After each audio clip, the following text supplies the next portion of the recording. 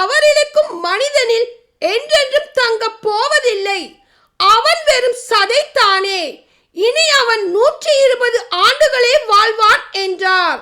தெய்வ புதல்வர் மனிதரின் புதல்வியருடன் சேர்ந்து அவர்களுக்கு குழந்தைகள் பிறக்க அக்காலத்திலும் அதற்கு பின்னரும் மண்ணுலகில் அரக்கர் இருந்தனர்.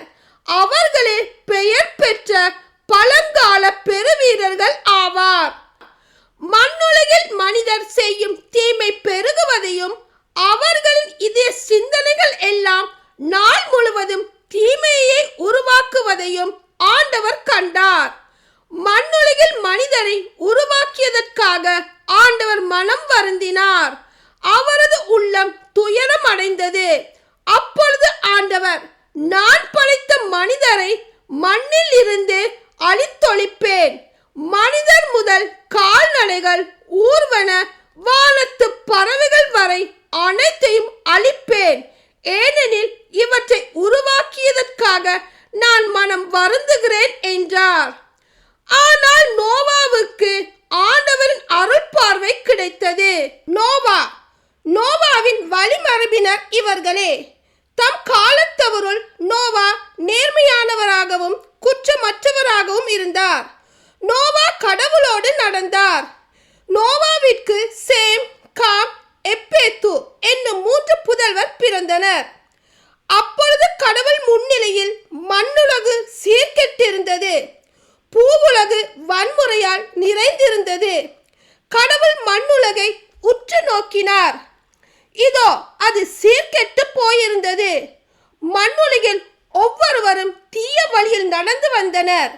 அப்பொழுது கடவுள் நோவாவிடம் பின்வருமாறு கூறினார்: எனது முன்னிலையில் இருந்து மனிதர் எல்லாரையும் ஒழித்துவிடப் போகிறேன். ஏனெனில் அவர்களால் மண்ணுலகில் வன்முறை நிறைந்திருக்கின்றது. இப்பொழுது நான் அவர்களை மண்ணுலகோடு அழிக்கப் போகிறேன். உனக்காக கோப்பார் மரத்தில் ஒரு பேழை செய். அதில் அறைகள் அமைத்து அதற்கு உள்ளேயும் வெளியேயும் கீழ் பூசு. பேழையை நீ செய்ய வேண்டிய முறையாவது: நீளம் 300 முழம், அகலம் 50 முழம், உயரம் 30 முழம். பேழைக்கு மேல் கூரை அமைத்து அந்த கூரை பேழைக்கு 1 முழம் வெளியே தாழ்வாக இருக்கும்படி கட்டி முடி. பேழையின் கதவை ஒரு பக்கத்தில் அமை. பேழையின் கீழ்த்தளம், நடுத்தளம், மேல்தளம் என 3 தளங்கள் அமை. நானோ வானுலகின் கீழ் உயிருள்ள எல்லாவற்றையும் அழிப்பதற்காக மண்ணுலகின் மேல் வெள்ளப்பெருக்கு வரச் செய்வேன். மண்ணுலகில் உள்ளவை எல்லாம் மடிந்து போம். உன்னுடனே என் உடன்படிக்கையை நிலைநாட்டுவேன். உன் புதல்வர், உன் மனைவி, உன் புதல்வரின் மனைவியர் ஆகியோருடன் நீ பேழைக்குள் செல்.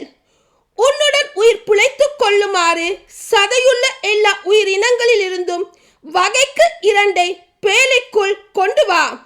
அவை ஆணும் பெண்ணுமாக இருக்கட்டும். வகை வகையான பறவைகள், கால்நடைகள், நிலத்தில் ஊர்வன ஆகியவற்றில் இருந்து வகைக்கு 2 உயிர் பிழைத்துக் கொள்ள உன்னிடம் வரட்டும். உண்பதற்கான எல்லா வகை உணவுப் பொருட்களையும் நீ எடுத்து சென்று சேர்த்து வைத்துக்கொள். அவை உனக்கும் அவற்றுக்கும் உணவாகட்டும். கடவுள் தமக்கு கட்டளையிட்டபடியே நோவா எல்லாவற்றையும் செய்து முடித்தார். ஆமென்.